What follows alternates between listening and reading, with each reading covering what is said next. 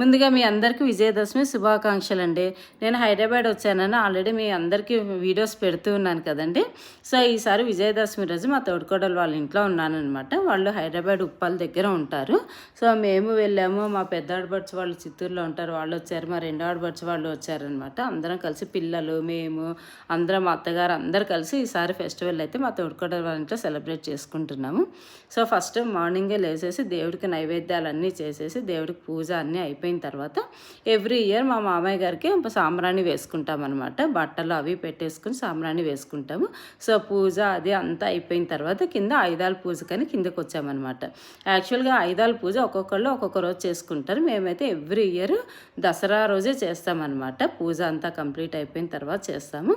So కిందకు వచ్చేసి car first మొత్తం మార్నింగే క్లీన్ చేసేసారనమాట. క్లీన్ చేసిన తర్వాత మా పెద్ద ఆడవచ్చు మొత్తం నేను గంధం అది పెడుతుంటే తను కుంకుమ అవి పెట్టేశారనమాట. పూలు అవి ఇచ్చేసి పెట్టేసిన తర్వాత ఇలా మామూలుగా ఇంకా హారతి అవన్నీ ఇస్తాం కదా, హారతి అవి ఇచ్చేసి బండ్లకు కూడా పూజ చేసామన్నమాట. మా ఆడబడుచు కొడుకుది, మా తోడుకోడలు కొడుకు బండ్లు ఉంటే వాళ్ళకు కూడా పూజ చేసేసి అన్నిటికి కలిపి దిష్టి తీసేసామన్నమాట. ఇలా అందరం కలిసి చేసుకుంటే చాలా బాగుంటుంది కదండి ఫెస్టివల్ అయితే.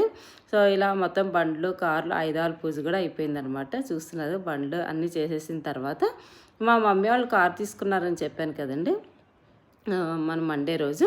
సో ఆ రోజు టెంపుల్కి వెళ్ళి చేసాము. సో ఈరోజు విజయదశమి కదా, ఇంట్లో కూడా చేయాలి అనేసి వాళ్ళు కూడా కారు, బండి, తమ్ముడు రెండింటికి పూజ చేసి దండ అది వేసి దిష్టి తీశారనమాట. సో నాకైతే ఆ రోజు చాలా బాగా హ్యాపీ అనిపించింది. ఫెస్టివల్ అయితే ఇలా చేసుకున్నామండి మేమైతే, చాలా హ్యాపీగా అనిపించింది. సో మీరు ఎలా చేసుకున్నారు నా కామెంట్లో చెప్పండి. మరొకసారి మీ అందరికీ విజయదశమి శుభాకాంక్షలు.